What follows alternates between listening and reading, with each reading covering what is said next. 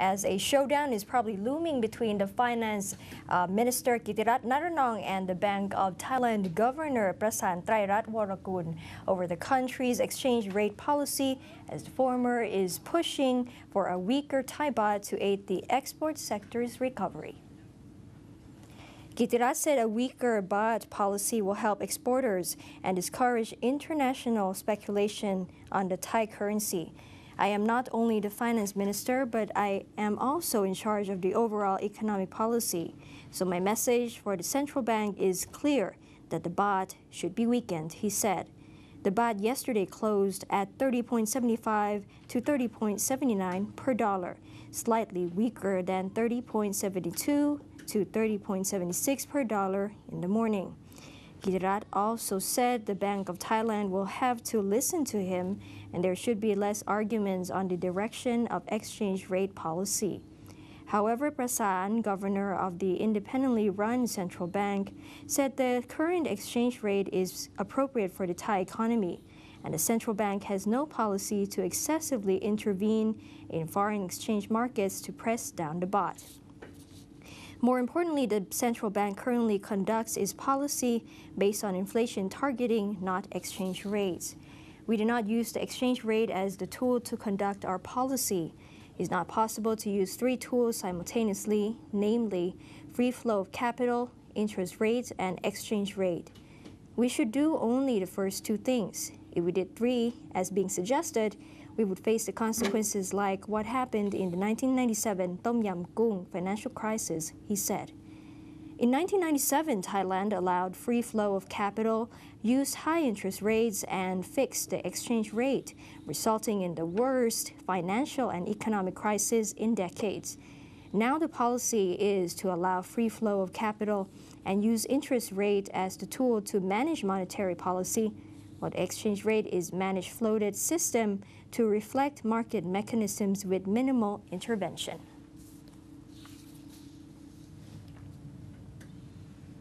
Well, the feud between these two figures has started since last year, right, Kumina, when Kun Kittirat was still the commerce minister. That's right. And there's always been disagreements between the government side and the Bank of Thailand. However, our next story also takes us back to reminiscence from last year. The Board of Investments has approved new incentives to boost projects in industrial estates in Ayutthaya and Pathum Thani provinces, which were hit hard by last year's floods.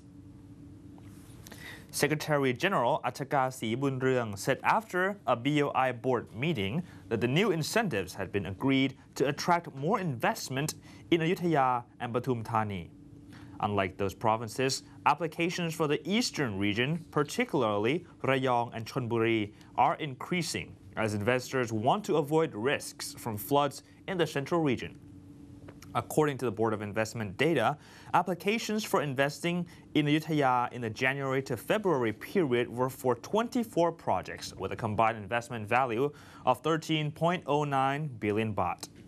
For Pathum Thani province, there were 15 projects with a combined investment value of 13.38 billion baht. The applications for Chonburi province during the same period were for 40 projects worth a combined 21.48 billion baht, while Rayong saw applications for 37 projects worth a combined 53.25 billion baht. Achaka said the BOI was concerned that if it did not offer more privileges to attract new projects from both newcomers and existing players, the investment climate in both flood-hit provinces would get worse. A source from the Board of Investment said the Finance Ministry had not objected to new privileges despite the expected loss of revenue from corporate income tax, as the government wants to boost the economies of Ayutthaya and Pathum Thani. Industry Minister Phongsawat Sawati said investment projects in industrial estates in Pathum Thani, which is categorized as a Zone 1 province that normally offers fewer incentives, would now enjoy an exemption from corporate income tax for 8 years, up from 3 years currently. The tax exemption will now be limited to 150% of the total investment value, up from 100% currently. Investment projects in estates in the Ayutthaya province, which is categorized as Zone 2, will enjoy an 8-year tax waiver, up from 7 years currently. There, too, the exemption limit is increased to 150% of total investment value from 100% under the current scheme. In addition, the tax holiday can be extended for 3 years, but on 50% of total investment value. New investments will also be offered tax waivers for importing machinery. Phongsawat said to be eligible for the new incentives, investors must submit their application by December the 31st. The BOI board yesterday also approved 11 investment projects worth a combined 83.89 billion baht. The biggest project was a gas-fired power plant operated by Gulf JPUT worth 47.73 billion baht. The power plant will be located in Rojana Industrial Park, Ayutthaya Province. A project of Nippon Steel galvanizing Thailand worth 10.34 billion baht will also benefit. That project aims to produce 360,000 tons of galvanized steel per year to serve the demands of the automotive industry.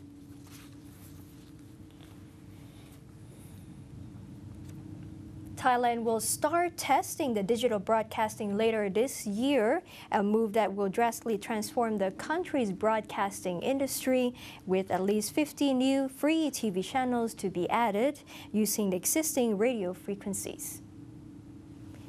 Colonel Nathi Sukonrat, Vice Chairman of National Broadcasting and Telecom Communication, or NBTC, said details of the switch-over plan from the current analog technology to digital transmission will be announced by the end of this year. Digital broadcasting will lead to a more efficient use of the spectrum, resulting in the availability of many more free TV channels compared to only a few, currently namely channels 5, 3, 7, 9, 11, and Thai PBS. The quality of digital TV transmission will also be much better than the current analog transmission, and it will allow both high-definition and standard-definition broadcasting, as well as three-dimension or 3D broadcasting or mobile and internet-based TV. In other words, there will be at least an additional 50 to 60 new TV channels in the next few years as Thailand starts the process of switching from analog to digital broadcasting, allowing consumers more choices as well as lowering TV transmission costs. The national digital broadcasting infrastructure, which will be upgraded from the existing one, will cost an estimated 10 to 20 billion baht and will be shared by varying content producers. During the transition period of up to 10 years, the existing analog broadcaster will continue their business until the contracts expire. So there will be simultaneous analog and digital broadcasting during this period until the switch off. According to Nathi, the NBTC will invite bids for licenses to operate the new 50 TV channels, which will be divided into 3 groups: community services, public services, and business-oriented or commercial services. NBTC hopes to start testing digital transmission by this year end, according to Nathi.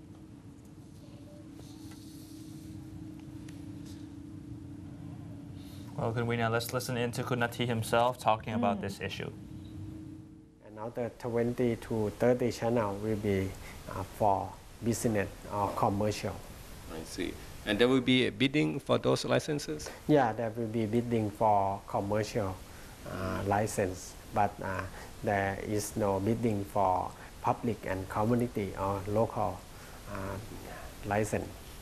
So how the competition between this digital TV and the existing analog TV and satellite or cable television will be like, in your opinion? Finally, it will be content.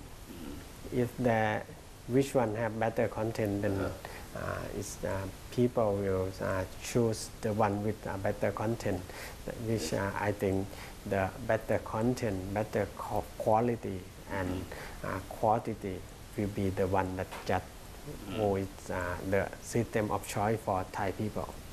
So consumers will benefit from switch? Yeah, consumer will be the most beneficial from the switch over because they will have more choice, they will have more quality, and also I think more new services to come because digital television will get close to telecommunication, Yes. and there will be more interactive between people who watch television, and maybe have more broadband, more interactive, more backward path to the provider. So we have to talk about the ASEAN Economic Community, or AEC, that Thailand will be joining in 2015, how the Thai broadcasting industry will be affected by that. Actually, most of the country, we don't want broadcasting sector to be involved in this kind of Liberalization. liberalization, because the broadcasting sector is very important to social, to political, to our culture. Yes. But I'm quite sure that for Thailand, our content is very good, and we can be a better content provider for our neighbor in ASEAN as well. And hopefully, our content will be a choice for Yes. several countries in ASEAN. The Commerce Ministry says Thai exports began to recover with growth in February after contracting for 3 straight months because of the floods last year. Deputy Commerce Minister Poom Tharaphon said exports totaled at $19.04 billion last month, up by 0.9% year-on-year, or 597 billion baht, up by 4.2% on strong growth in Asian markets, especially China and Indochina. Food exports continued their strong performance with a value of $1.45 billion, up by 23.6% year-on-year, indicating the potential of Thailand as the kitchen of the world. Exports of farm and agro-industrial items were $3.49 billion, up by 4.8%, while those of industrial items were $11.2 billion, down by 6.1%. Products with a good showing included gems and jewelry, including gold, up by 87.5%, and cosmetics up by 29.8%, animal feed 25.3%, sports and equipment 20.1%, auto parts at 15%, and rubber products at 12%. Declining exports last month included electronics, which was down by 10.7%, electrical appliances down by 6.5%, and textiles down by 10.2%. Thai imports totaled at $18.5 billion last month, up by 8.3% year-on-year, resulting in a trade surplus of $530 million. Imports of capital products rose by 19.9% as the private sector replaced machinery damage in the floods. The country also needed consumer goods and cars to make up for lost production. For the first 2 months, exports totaled at $34.8 billion, narrowing by 2.4% year-on-year, or the equivalent of 1.08 trillion baht, up by 1.1%. Pongsak Asakun, chairman of the Thai Chamber of Commerce, said the export trend should continue as industries hit by flood resume production in the second quarter. Manufacturers are expected to entirely restore operations in the third quarter, he said. Barring new floods, export growth should exceed 10% this year. The Commerce Ministry is even more optimistic, forecasting 15% growth. Export items aimed at EU remain a concern because of economic problems in the bloc. A brighter outlook is seen for the United States, which will have its presidential election in November. But Thai exporters are advised to export more to ASEAN and for broader Asia.